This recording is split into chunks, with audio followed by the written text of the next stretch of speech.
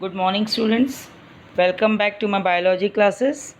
So, students, today we are going to start with our chapter 11, Biotechnology, Principle and Processes, part 1. And in this chapter, the topics which we are going to learn, that is principle of biology, tools of recombinant DNA technology, processes of recombinant DNA technology. So let us see the introduction of this chapter. So it comes कि what is biotechnology. तो biotechnology जो होता है it can be defined as the use of the organisms, use of the micro organisms, plants और animal cells और their components to generate products which are useful to human beings. So biotechnology, it deals with the techniques of using the living organisms or the enzymes, मतलब कि living organisms या उससे micro organism से बने हुए जो enzymes हैं उनका यूज़ करके उनसे कुछ ऐसे प्रोडक्ट्स का फॉर्मेशन करना जो कि ह्यूमन बींग के लिए यूज़फुल हैं. This is called as biotechnology. In this sense अगर हम ये कहें कि मेकिंग कर्ड, ब्रेड और वाइन, दिस ऑल, ये जितने भी माइक्रोब से मीडिएटेड प्रोसेस हैं, क्या ये बायोटेक्नोलॉजी में आते हैं? No, they are not taken as in the processes of biology, क्योंकि ये जो हैं कर्ड वगैरह बनाने के प्रोसेस में हम इसको मीडिएट नहीं कर रहे हैं या हम उसमें कोई मैनिपुलेशन नहीं कर पा रहे हैं. Okay, so however it is used in the, अब हम क्या कर रहे हैं, इसको थोड़ा सा रेस्ट्रिक्टेड सेंस में आज यूज़ कर रहे हैं. यही जो प्रोसेसेस थी कर्ड, ब्रेड और वाइन बनाने की, अब इसमें क्या कर रहे हैं, ह्यूमन जो है अपने जीन ऑफ इंटरेस्ट को यूज़ करके इन चीज़ों से लार्ज स्केल में सेम चीज़ को अचीव कर रहे हैं. कि ब्रेड है या वाइन है, इन सब का लार्ज स्केल में production by doing some genetically modification in this organism, it is called as biotechnology. So the European Federation of Biotechnology, EFB, has given the following definition of biology, that the integration of the natural science and organisms, cells, part thereof and molecular analogues for products and services. This is called as biotechnology. Now, principle and processes of biotechnology. There are two core techniques which has enabled the birth of modern technology. मतलब कि genetic engineering की अगर हम techniques को देखते हैं तो दो मेन प्रोसेसेस हैं जिसके कारण कि बायोटेक्नोलॉजी का जन्म हुआ. First is genetic engineering and second is biochemical engineering. तो जेनेटिक इंजीनियरिंग का क्या मतलब हुआ, इसमें क्या हो रहा है कि हम किसी होस्ट ऑर्गेनिज़म सॉरी किसी माइक्रो ऑर्गेनिज़म में क्या कर रहे हैं, हम उसके केमिस्ट्री को चेंज करें. किसकी केमिस्ट्री को चेंज करें? जेनेटिक मटेरियल की केमिस्ट्री. जेनेटिक मटेरियल कौन से हैं? आरएनए हैं या डीएनए. ठीक है. सो जेनेटिक इंजीनियरिंग में क्या हो गया, techniques, here we are using the techniques to alter the chemistry of genetic material, that is DNA and RNA, to introduce into the host organism and thus change the phenotype of the host organism. अब जब ये genetic material में हम कोई manipulation करते हैं तो जिसके बॉडी के अंदर हम, यानी कि वो जो होस्ट ऑर्गेनिज्म है उसकी बॉडी में क्या किया हमने, उसके डीएनए या आरएनए के जेनेटिक मटेरियल में कोई चेंज किया है, कोई अल्ट्रेशन किया है. तो वो अल्ट्रेशन के कारण क्या हो गया कि उस होस्ट ऑर्गेनिज्म के फिनोटाइप में चेंज हो गया. क्या हो गया? There is a change in the phenotype of the host organism. This is called as genetic engineering. Now comes the biochemical engineering. अब जो ये ऊपर वाली प्रोसेस है इसको करने के लिए क्या है कि हमको एक स्टेराइल मीडियम की ज़रूरत होती है for the growth only which are desired, जिसमें कि सिर्फ डिज़ायर्ड माइक्रो ऑर्गेनिजम्स जो हैं वही ग्रो करें और पूरा का पूरा कंटामिनेशन फ्री, यानी कि जिसको कि हम स्टेराइल मीडियम कहते हैं, उसको मेंटेन करना. ठीक है. तो ये सब मेंटेन करने का काम किसका है? In the biochemical engineering. So these are the chemical processes that enable the maintenance of the sterile or the contamination free medium for the growth of only the desired microorganisms or any type of cells in the large quantity for the manufacture of the biotechnological products। जो भी हमको biotechnological product बनाना है किसी micro organism के genetic material में alteration करने के लिए, तो इस पूरी की पूरी प्रोसेस के लिए हमको एक स्टेराइल या कंटेमिनेशन फ्री मीडियम की ज़रूरत पड़ती है। तो ये आता है अंडर बायोकेमिकल इंजीनियरिंग। होस्ट की बॉडी में हमने उसके डीएनए को अल्टर किया, दैट इज़ जेनेटिक इंजीनियरिंग। फिर उस जेनेटिक इंजीनियरिंग के लिए जो मीडियम चाहिए that comes under biochemical engineering. तो इस तरीके से दो कोर मेजर टेक्निक्स हैं which enabled this process of biotechnology, that was genetic engineering and biochemical engineering। Now what is the conceptual development of the principle of the genetic engineering? Concept genetic engineering की अगर हम एक normal process में बात करते हैं कि asexual reproduction में क्या होता है कि जेनेटिक आइडेंटिटी जो है स्पीशीज़ की पूरी तरीके से प्रिजर्व्ड रहती है इन एसेक्शुअल रिप्रोडक्शन। और एसेक्शुअली रिप्रोड्यूसिंग जो ऑर्गेनिजम्स होते हैं they are called as the clone. क्यों कहते हैं हम उनको clone? Because they are genetically and morphologically identical to their parents. और सेक्शुअल रिप्रोडक्शन में क्या होता है? सेक्शुअल रिप्रोडक्शन में जो रिप्रोडक्शन होता है it creates variation and creates unique combination of the genetic makeup. ठीक है, तो जो क्रॉसिंग ओवर वगैरह होता है सेक्शुअल रिप्रोडक्शन में उसमें क्या होता है? इट क्रिएट्स वेरिएशन, जिसके कारण नए कॉम्बिनेशंस के साथ नए इंडिविजुअल में नया जेनेटिक मेकअप जो है वो होता है। और जो ये तो हो गए हमारे नॉर्मल प्रोसेसेस एसेक्शुअल रिप्रोडक्शन और सेक्शुअल रिप्रोडक्शन, जिसमें कि किस तरीके से जेनेटिक मटेरियल एक जनरेशन से दूसरी जनरेशन में जाता है, हम इसमें कुछ भी मैनिपुलेशन नहीं कर सकते। दूसरा आ गया हाइब्रिडाइजेशन मेथड। इसमें भी क्या हो रहा है कि हम क्या कर रहे हैं कि एक ब्रीड को दूसरी ब्रीड के साथ हम हाइब्रिड वैरायटी का फॉर्मेशन कर रहे हैं। सो ये होता है प्लांट में और एनिमल में। लेकिन इस ब्रीडिंग में क्या हो रहा है कि अनडिज़ायरेबल जीन्स जो हैं वो भी चले जाते हैं विद द डिज़ायर्ड जीन्स। तो this is the traditional hybridisation method कि हमने दो ब्रीड के प्लांट्स लिए या एनिमल्स लिए, उनके बीच में क्रॉस करा दिया।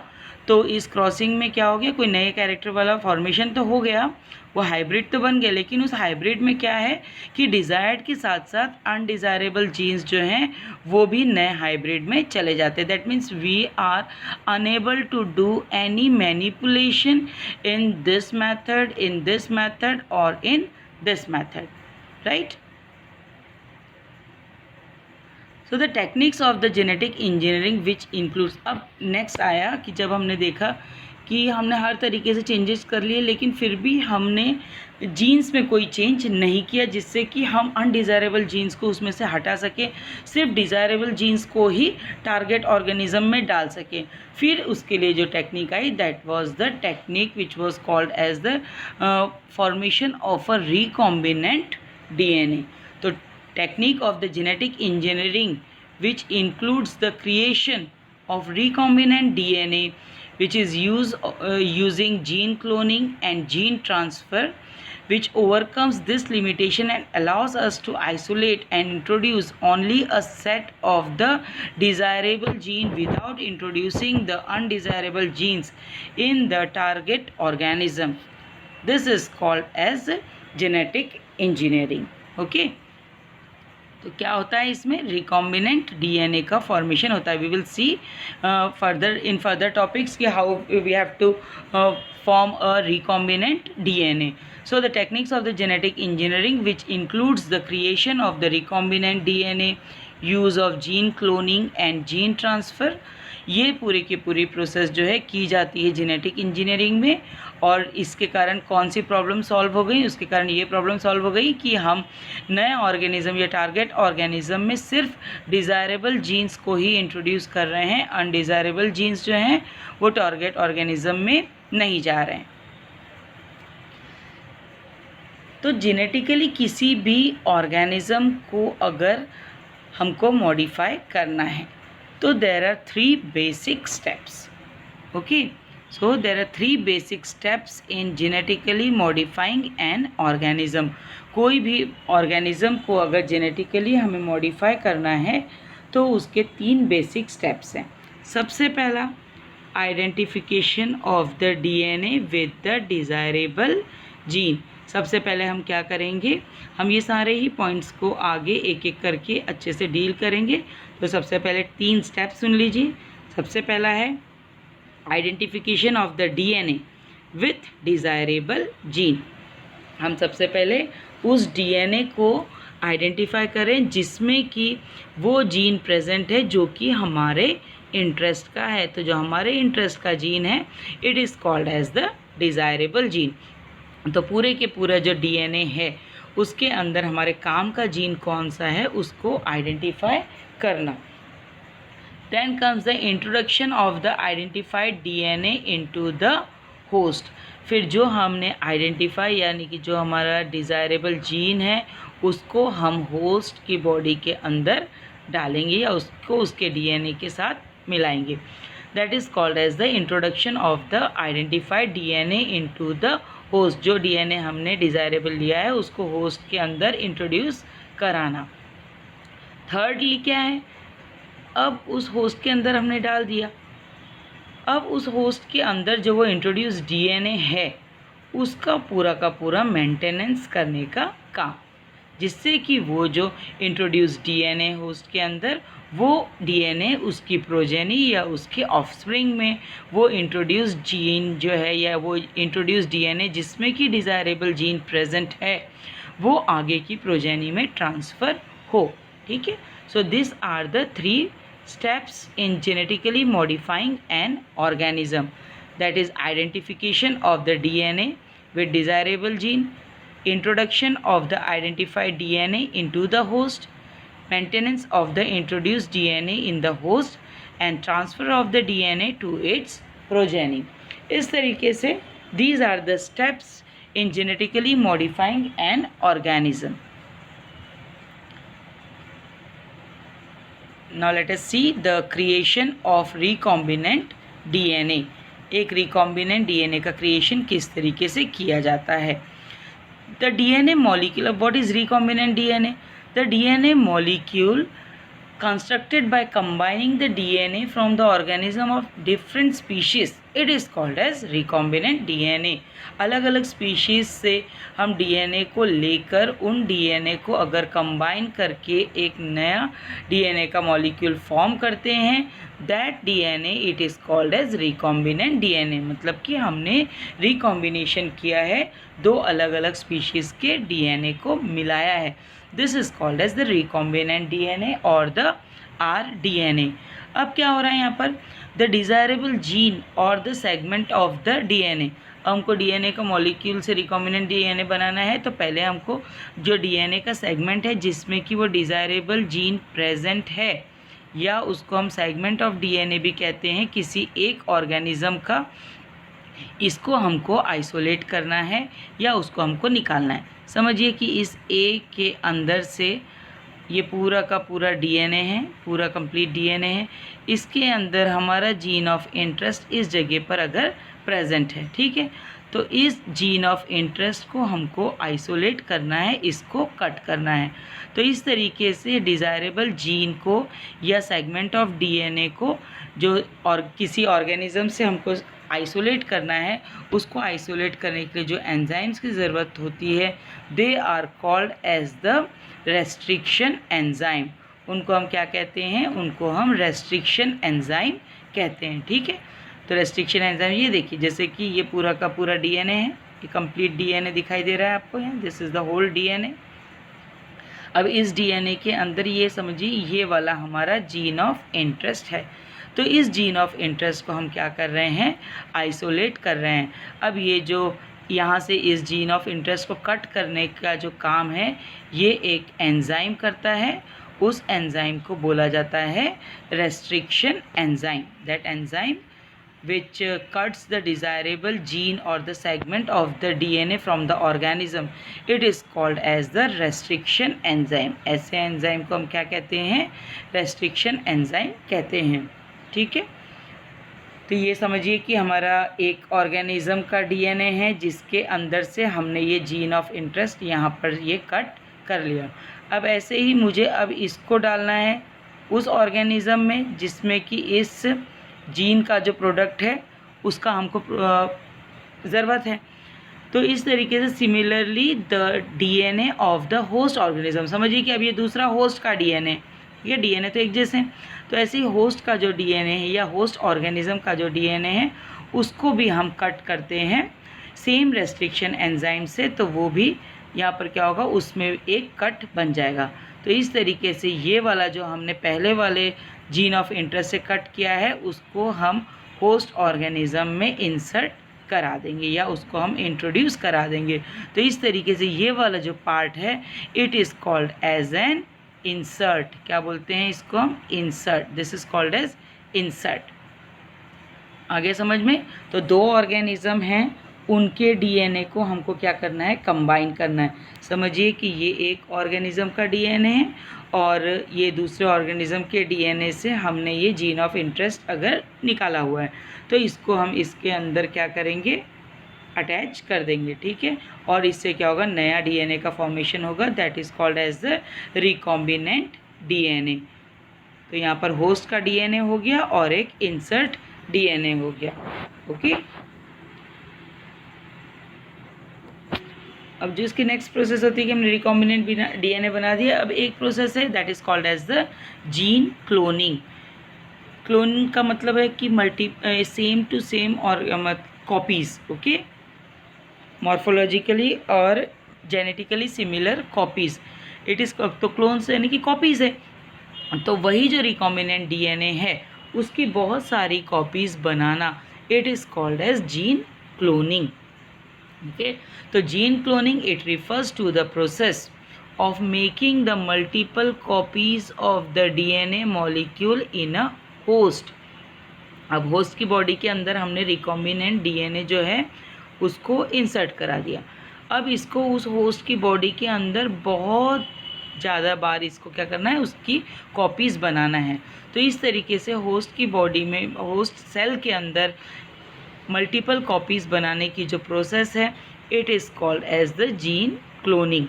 और ये मल्टीपल कॉपीज़ जो हैं तभी बनेगी जब ये जो हमने डिज़ायर्ड डीएनए है, ये कि जो डिज़ायर्ड डीएनए वो हम इस ओरिजिन ऑफ रेप्लिकेशन जीन के पास इसको अटैच करें। तो this gene cloning it is possible when the desired DNA is attached to the origin of replication of the host DNA। जो host DNA है उसके origin of replication पर जाकर इस recombinant DNA को attach होना पड़ेगा, तभी जो है ये multiple copies का formation होगा। So gene cloning it refers to the process of making multiple copies of the DNA molecule in a host cell. It is possible when the desired DNA is attached to the origin of replication of the host DNA। तो हमेशा याद रखिएगा कि gene cloning जो है वो तभी होगी जब डिज़ायर्ड डीएनए जो है वो होस्ट डीएनए के जो एक डीएनए का सीक्वेंस होता है जिसको कि हम ओरिजिन ऑफ रेप्लिकेशन का जीन सीक्वेंस कहते हैं, उस जगह पर जब ये अटैच होता है तभी जो है वो जीन क्लोनिंग होती है। ना what is this origin of replication? अभी मैंने आपको बताया, ओराई भी इसको हम कहते हैं। It is a specific sequence of the DNA. देखिए पूरा का पूरा डीएनए है, प्लाज्मिड का डीएनए, ठीक है। तो ये ओरिजिन ऑफ रेप्लिकेशन क्या है? It is a specific DNA sequence. पूरे के पूरे डीएनए का, ये पूरे के पूरे डीएनए में ये एक स्पेसिफिक सीक्वेंस होती है, ठीक है, which is responsible for the initiation of replication. मतलब डीएनए की जब हमको मल्टीपल कॉपीज़ बनानी है उसका मतलब है कि रेप्लिकेशन होना। तो रेप्लिकेशन की प्रोसेस को स्टार्ट करने का जो काम है ये इसी स्पेसिफिक डीएनए की सीक्वेंस जो है ये ओरिजिन ऑफ रेप्लिकेशन, इस रेप्लिकेशन की प्रोसेस के लिए रिस्पॉन्सिबल होती है, ठीक है। Then next comes the process that is called as the gene transfer. अब it is the process of the introduction of the recombinant DNA into the host organism cell It is done either directly or indirectly by using the cells microbes called as the vectors. अब ये जो हमने recombinant DNA बनाया है, इसको अब जहाँ पर से भी हमको प्रोडक्ट्स लेना है उस होस्ट ऑर्गेनिज्म के अंदर इसको इंट्रोड्यूस कराया जाता है, ठीक है। तो उसको इंट्रोड्यूस कर या तो डायरेक्टली करा दिया जाता है, ये पूरे के पूरे अभी सारी प्रोसेसेस आपको आगे और वापस डिटेल में आएंगी। तो ये जो रिकॉम्बिनेंट डीएनए इसको होस्ट ऑर्गेनिज्म सेल में इंट्रोड्यूस कराना है, और ये इंट्रोडक्शन जो है ये डायरेक्टली भी हो सकता है या इनडायरेक्टली भी हो सकता है, या कुछ सेल्स या माइक्रोब्स जिसको कि हम वेक्टर्स कहते हैं उसकी हेल्प से कराया जाता है। यानी कि कोई वेक्टर्स जो हैं इस रिकॉम्बिनेंट डीएनए को लेकर जाएंगे। जैसे प्लाज्मिड यहाँ पर दिखाया गया है, प्लाज्मिड क्या है, ये एक वेक्टर होता है, ठीक है।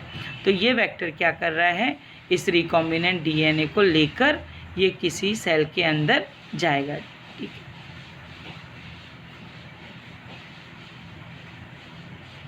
अब देखिए tools of recombinant DNA technology. Recombinant DNA technology यानी कि रिकॉम्बिनेंट डीएनए बनाने के लिए कौन कौन सी चीज़ों की ज़रूरत पड़ती है, या which tools they are required for the formation of the recombinant DNA. The very first tool that is required by which the recombinant DNA was not possible, that is called as the restriction enzyme. Then comes the DNA polymerase. This also we will see one by one. Then comes DNA ligases, then vectors, then host organisms. इस तरीके से आप देखिए यहाँ पर सबसे पहले जो है restriction enzyme है, फिर है DNA polymerase, then comes DNA ligases, then vectors, and then the host organisms.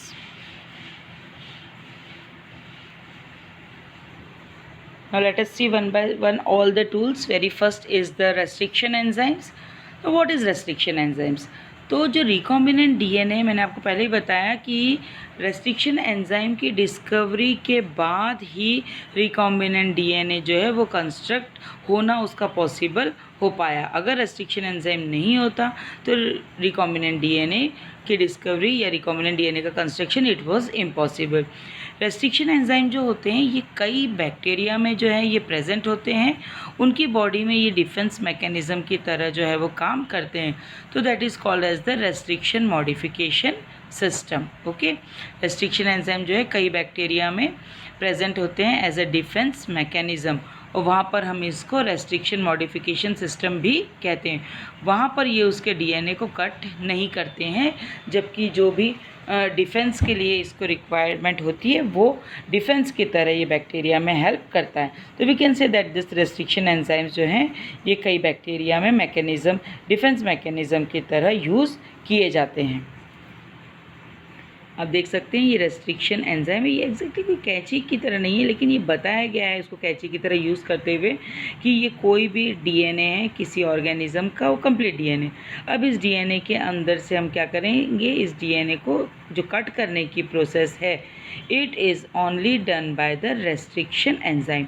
तो रेस्ट्रिक्शन एंजाइम क्या करता है, it cuts the DNA into gene sized pieces. छोटे छोटे जीन्स के जो होते जीन, डीएनए क्या है, ये जीन से मिलकर बने हुए।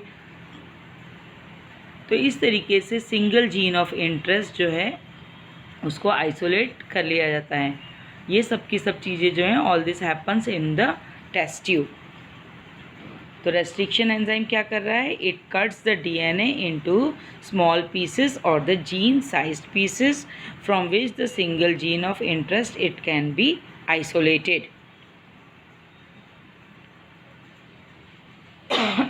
अब लेट अस सी कि रेस्ट्रिक्शन एंजाइम की इसकी खोज किस हिसाब से हुई है। The first restriction endonuclease it was discovered which is discovered that is HindII। देखिए ये सब नाम कैसे दिए गए ये भी मैं आपको बता रही हूँ। HindII क्या करता है, it always cuts the DNA molecule at a particular point by recognising a specific sequence of the 6 base pair. अब देखिए HindII जो ये रेस्ट्रिक्शन एंजाइम का नाम है HindII, ठीक है। ये किसी भी जब डीएनए की सीक्वेंस को कट करेगा तो हमेशा ही वो कट करेगा, उसकी सीक्वेंस क्या होगी, CTC-GAC, ठीक है, GTC-GAG। ये सीक्वेंस जो है ये हिंद 2 की रिकॉग्निशन सीक्वेंस है। मतलब हिंद 2 जो रेस्ट्रिक्शन एंजाइम है ये किसी भी डीएनए को हमेशा इसी सीक्वेंस पे कट करेगा। ठीक है, देखिए इसने इस तरीके से बीच में से इसको सेंटर से कट कर दिया। ये यहाँ पर से इसने इसको कट करके यहाँ पर हो गया इसका GTC और दूसरा हो गया GAG। CAG है, यहाँ पर नीचे CTG इसकी कॉम्प्लीमेंट्री सीक्वेंस है। तो दिस इज़ द, तो ये वाली कहलाएगी कि it is the recognition sequence for Hind 2। तो ये रिकॉग्निशन सीक्वेंस का क्या मतलब हो गया कि कोई भी जो रेस्ट्रिक्शन एंडोन्यूक्लियस एंजाइम होता है ये हमेशा डीएनए के मॉलिक्यूल को एक पर्टिकुलर रिकॉग्नाइजिंग जो स्पेसिफिक सीक्वेंस होती है जिसमें कि 6 बेस पेयर्स प्रेजेंट होते हैं, 6 बेस पेयर्स, 1 2 3 4 5 6, इस तरीके से 6 बेस पेयर्स जो है उसको रिकॉग्नाइज करता है। और हर रेस्ट्रिक्शन जो एंडोन्यूक्लियस एंजाइम होता है ये हमेशा इनकी अपनी स्पेसिफिक रिकॉग्निशन सीक्वेंस साइट होती है।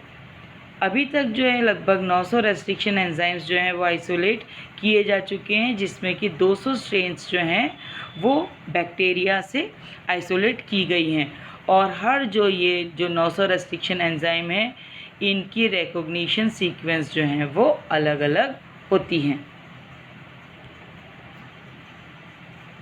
टाइप्स ऑफ रेस्ट्रिक्शन एंजाइम, ये रेस्ट्रिक्शन एंजाइम्स जो हैं ये चूँकि ये काम जो है डीएनए कहाँ पर प्रेजेंट होता है, इन द न्यूक्लियस, और न्यूक्लियस के अंदर ही डीएनए प्रेजेंट है, इसीलिए यहाँ जो रेस्ट्रिक्शन एंजाइम जो हैं ये आपने क्लास 11th में पढ़ा था। एंजाइम्स जो हैं अलग अलग उनके ग्रुप्स थे। तो दिस बिलोंग्स, जैसे ट्रांसफरेजेस, आइसोमरेजेस, तो ये restriction enzyme it belongs to the group that is called as nucleases because they act in the nucleus. अब ये जो न्यूक्लिएजेस एंजाइम है they are of 3 kinds, exonuclease, endonuclease and the restriction endonucleases enzyme. तो ये 3 तरह के nucleases enzyme होते हैं। First is the exonuclease, second is endonuclease and third is restriction endonucleases enzyme. अब एक्सोन्यूक्लियस क्या करता है, ये न्यूक्लियोटाइड्स को रिमूव करता है from the free ends of the DNA. समझिए कि ये डीएनए है तो इसके ये वाले फ्री एंड्स हैं, तो यहाँ पर से न्यूक्लियोटाइड्स को रिमूव करना या कट करने का काम होता है एक्सोन्यूक्लियस का। दूसरा हो गया एंडोन्यूक्लियस, ये किसी स्पेसिफिक पोजीशन से ही डीएनए को कट करता है लेकिन विद इन द डीएनए के अंदर, ओके, या तो यहाँ से या यहाँ से। और रेस्ट्रिक्शन एंडोन्यूक्लियस क्या कर रहा है, restriction endonuclease, this enzyme cut both the strands of the DNA at a specific site. Okay, अब यहाँ पर क्या हो रहा है, किसी स्पेसिफिक साइट पर दोनों स्ट्रैंड, मतलब ये वाली स्ट्रैंड भी और ये वाली स्ट्रैंड भी, ठीक है, इन दोनों के स्पेसिफिक साइट पे ही डीएनए को ये कट करने का काम करता है। And these are of 3 types. Restriction जो एंडोन्यूक्लियस हैं ये 3 टाइप के होते हैं, लेकिन ये याद रखिएगा ऑब्जेक्टिव में पूछ सकते हैं, लेकिन only type 2 it is useful in genetic engineering. Genetic engineering में सिर्फ कौन सा टाइप यूज़ हो रहा है यहाँ पर, only type 2, because it can be used in vitro. तो इसी का यूज़ क्यों हो रहा है, क्योंकि जेनेटिक इंजीनियरिंग में लेबोरेटरी सिचुएशंस में सिर्फ यही जो एंडोन्यूक्लियस है, ठीक है, टाइप 2 वाला, ये डीएनए की सीक्वेंसेस को स्पेसिफिक साइट्स पे कट करता है और उसको रिकॉग्नाइज करता है। अब किस तरीके से ये फंक्शनिंग होती है ये रेस्ट्रिक्शन एंजाइम्स की, ये मैं बताती हूँ आपको। ईच रेस्ट्रिक्शन एंडोन्यूक्लियस, हर जो रेस्ट्रिक्शन एंडोन्यूक्लियस है ये क्या करता है, एक स्पेसिफिक पैलिंड्रोमिक सीक्वेंस या पैलिंड्रोमिक न्यूक्लियोटाइड सीक्वेंस को ये पहचानता है या उसको रिकॉग्नाइज करता है। और हर एक रेस्ट्रिक्शन एंडोन्यूक्लियस की पैलिंड्रोमिक न्यूक्लियोटाइड सीक्वेंस को रिकॉग्नाइज करने की जो है अलग अलग रिकॉग्नाइज करते हैं। तो अब व्हाट इज़ पैलिंड्रोम, अब हम देखें कि पैलिंड्रोम क्या होता है। पैलिंड्रोम अगर हम नॉर्मल इंग्लिश में बात करते हैं तो it is a group of letters which when red same from both forward and the backward. अब देखिए यहाँ से पढ़ रही हूँ तो ये मलयालम आ रहा है, पीछे से पढ़ रही हूँ तो भी MALAYALAM मलयालम ही आ रहा है, यहाँ से भी MALAYALAM मलयालम ही आ रहा है। तो इस तरीके की जो सीक्वेंस है that is called as the palindromic sequence. ऐसे ही डीएनए में भी इस तरीके से न्यूक्लियोटाइड की सीक्वेंसेस जो हैं वो मिलती हैं। तो ये रेस्ट्रिक्शन एंडोन्यूक्लियस एंजाइम क्या कर रहा है कि ये पैलिंड्रोमिक न्यूक्लियोटाइड सीक्वेंसेस को रिकॉग्नाइज करता है।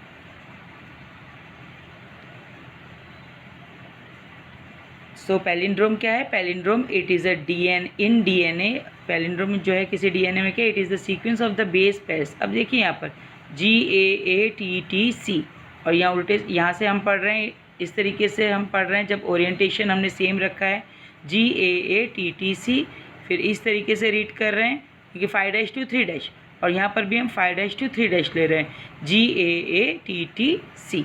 ओके, तो this sequences they are called as the palindrome sequence. तो genetic palindrome they are similar to the verbal पैलिंड्रोम्स।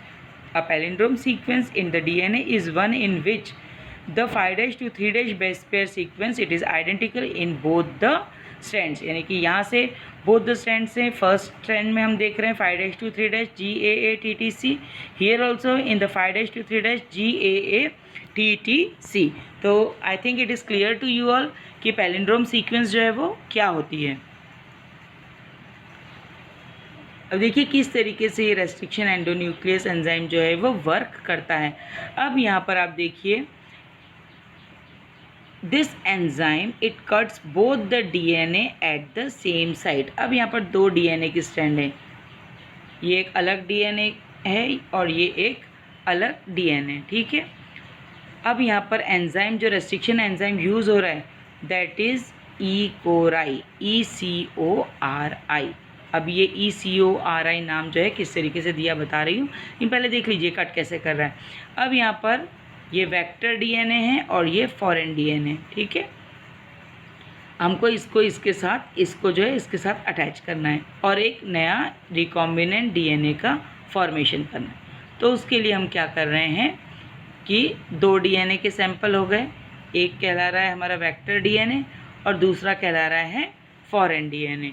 Okay, फिर हमने यहाँ पर कौन से एंजाइम से इसको एक्ट कराया, by the enzyme that is called as ECORI, ठीक है। तो ये ECORI यानी कि ECORI जो है ये रेस्ट्रिक्शन एंजाइम, इसकी रिकॉग्निशन सीक्वेंस कौन सी है, it is GAATTC। This is very important, ठीक है। कई बार पूछते हैं कि ECORI की रिकॉग्निशन सीक्वेंस कौन सी है। So the recognition sequence of ECORI it is GAATTC, ठीक है। तो ये दोनों ही जो फॉरेन डीएनए हैं और जो वेक्टर डीएनए हैं, और चूँकि हम सेम ECORI को यूज़ कर रहे हैं इसके लिए भी और इसके लिए भी, तो ये क्या करेगा, इसको दोनों ही जगह पर सेम सीक्वेंस से कट करेगा। यहाँ देखिए GAATTC, यहाँ भी देखिए GAATTC, इस तरफ से पढ़ रहे हैं तो इट इज़ GAATTC, यहाँ से भी पढ़ रहे हैं GAATTC। ये देखिए दो अलग अलग डीएनए हैं, ओके। एक फॉरेन डीएनए यानी कि जिसको कि बाहर वाला डीएनए है और दूसरा वेक्टर डीएनए जिसके ऊपर हम उसको अटैच करेंगे, या उसको हम डिज़ायर डीएनए भी बोल सकते हैं। अब जब हमने इसको कट कर दिया, ठीक है, तो देखिए इस तरीके से ये क्या करता है कि थोड़ा सा साइड हट के ये कट करता है और कट करेगा G और A के बीच में, ठीक है, like this. So this is a cutting. अब ये इस ढंग से कट करता है कि कुछ स्टिकी एंड्स यहाँ पर छूट जाते हैं। ये भी अभी पूरा डिटेल में बता दीजिए, ये स्टिकी एंड्स यहाँ पर छूट गए, ओके। तो यहाँ पर आप देख सकते हैं कि इधर आपको TTAA दिखाई दे रहा है, तो यहाँ पर हमको जोड़ना भी है, A के साथ T, दूसरे A के साथ T और दूसरे के साथ C और C, ठीक है, T के साथ A और A। तो यहाँ पर हम देख रहे हैं ये AATT यहाँ पर है, ये आके इसके साथ यहाँ पर अटैच हो जाते हैं और इस तरीके से एक नया रिकॉम्बिनेंट डीएनए बनता है with the vector DNA and the foreign DNA और द डिज़ायरेबल और द इंसर्ट डीएनए, ओके। इस तरीके से रेस्ट्रिक्शन एंजाइम जो है अपना काम करते हैं। या और इस तरीके से रेस्ट्रिक्शन एंजाइम के एक्शन से रिकॉम्बिनेंट डीएनए का फॉर्मेशन होता है। सो द रेस्ट्रिक्शन एंजाइम क्या कर रहा है, it cuts the DNA from the centre between the two same basis of the opposite strand. इसके कारण it leaves the single standard portion, और जो ये सिंगल स्टैंडर्ड पोर्शंस जो हैं वो कटने के बाद निकलते हैं, overhanging stretches, they are called as the sticky ends. यहाँ पर हमने देखा कि इसको हम क्या बोल रहे थे, this is the sticky ends, this is the sticky ends. Her strand पे स्टिकी एंड्स आ गए दोनों ही डीएनए के। अब दिस डी स्टिकीनेस क्या होगी, ये फैसिलिटेट करती है, हमको पता है डीएनए लाइगेज का काम क्या होता है, जोड़ने का काम होता है। दोनों डीएनए को जोड़ने का काम कौन करेगा, डीएनए लाइगेज। तो this stickiness of the ends it facilitates the action of the enzyme DNA ligase. अब द फॉरेन डीएनए और जो होस्ट डीएनए हैं, इनको सेम रेस्ट्रिक्शन एंजाइम से कट करना ज़रूरी था, इसीलिए हमने ई कोराई से उसको कट किया, क्योंकि जब हम सेम रेस्ट्रिक्शन एंडोन्यूक्लियस से उसको कट करेंगे तो उनके स्टिकी एंड्स जो होंगे वो भी सेम होंगे। जब स्टिकी एंड सेम होंगे तभी हम उसको डीएनए लाइगेज से उसको जॉइन करा पाएंगे। Okay, so this was sticky ends. और ये सारी चीज़ें बहुत इंपॉर्टेंट है। देखिए ये वाला जो पैराग्राफ है, this you have to learn very properly कि the restriction enzyme it cuts the DNA of the end cuts them into the centre and between the same two bases of the opposite strands. ठीक है, दोनों ही जो DNA हैं उनको same restriction enzyme से जब हम कट करते हैं तो ये दोनों ही जो ऑपोजिट स्ट्रैंड के बेसिस हैं उनसे उसको कट करता है और कुछ सिंगल स्टैंडर्ड पोर्शंस जो है उसको छोड़ देता है। ठीक है, सो ये जो सिंगल स्टैंडर्ड पोर्शंस है they are called as the sticky ends on each strand, जिसके कारण जो है डीएनए लाइगेज उस पर वर्क करके दोनों को जोड़कर एक रिकॉम्बिनेंट डीएनए का फॉर्मेशन कर लेता है। अब कि ये रेस्ट्रिक्शन एंडोन्यूक्लियस का नाम हमने क्यों ये ई कोराई या किस तरीके से दिया, आखिर इसका क्या रोल है। ठीक है, तो हम देखते हैं कि हमारे पास जो है एक example we are taking of EcoRI वाला। ठीक है, हम कौन सा एंजाइम ले रहे हैं, E coRI, this one. So the first letter E it comes from the genus, जैसे कि एस्चेरेशिया। ओके, एस्चेरेशिया कोलाई एक बैक्टीरिया का नाम है। तो ई जो है ये नाम कहाँ से लिया गया, जो फर्स्ट नाम है एस्चेरेशिया, आपको पता है एस्चेरेशिया कोलाई, अगर मैं इसको बोलती हूँ .COLI, तो इसमें क्या होता है, हमेशा आपको पता है जीनस का नाम होता है और दूसरा जो है स्पीशीज़ का नाम होता है। तो यहाँ पर हम ई जो ले रहे हैं that is the first letter of the name, it comes from the genus, and second 2 letters come from the species, जो हम ई कोराई में CO ले रहे हैं। ठीक है, it comes from the species, right. तो 2 लेटर आ गए, फर्स्ट लेटर आ गया आपके पास जीनस से, बाद के 2 लेटर आ गए आपके पास स्पीशीज़ से, और फोर्थ लेटर जो है वो कैपिटल में लिखा जाता है। यहाँ पर जो हम देख रहे हैं यहाँ पर R लिखा हुआ है और I लिखा हुआ है, तो उसमें जो फोर्थ लेटर है ECO, ये हो गए 3 लेटर्स। उसका जो फोर्थ लेटर है दैट इज़ R। ठीक है, फोर्थ लेटर कौन सा ले रहे हैं हम, दैट इज़ R। तो fourth letter which is taken as R EcoRI के अंदर, it is from the derived the strains of the microbes. आपको पता है R स्ट्रेन है, S स्ट्रेन है, इस तरीके से स्ट्रेन्स होते हैं इन माइक्रोब्स के। तो ये फोर्थ लेटर जो है उस स्ट्रेन से लिया गया है। जैसे कि आपने मॉलिक्यूलर बेसिस ऑफ इनहेरिटेंस में आपने रफ स्ट्रेन, स्मूथ स्ट्रेन के बारे में देखा था। तो यहाँ पर जो R है ये उस स्ट्रेन से फोर्थ लेटर जो है वो लिया गया है। और उसके बाद जो I, ई कोराई में जो I लिया गया है, इट इज़, इसका ये मतलब होता है कि the order of the discovery, यानी कि एस्चेरेशिया कोलाई के R स्ट्रेन से ये फर्स्ट एंजाइम जो है वो आइसोलेट किया गया था। So the best example of this is the E. coli enzyme. It is isolated from the bacterium Escherichia, तो E आ गया उससे, कोलाई तो CO आ गया कोलाई से, और RY स्ट्रेन है, स्ट्रेन RY13 से। आर लेटर लिया गया and it was the first enzyme discovered from this organism. ठीक है, तो ये उसके डिस्कवरी के हिसाब से इसको ये नंबर दिया गया है। तो इस तरीके से हर रेस्ट्रिक्शन एंजाइम को इसी तरीके से जो है वो नेमिंग इसकी दी जाती है। ओके, नाउ से डीएनए लाइगेजेस।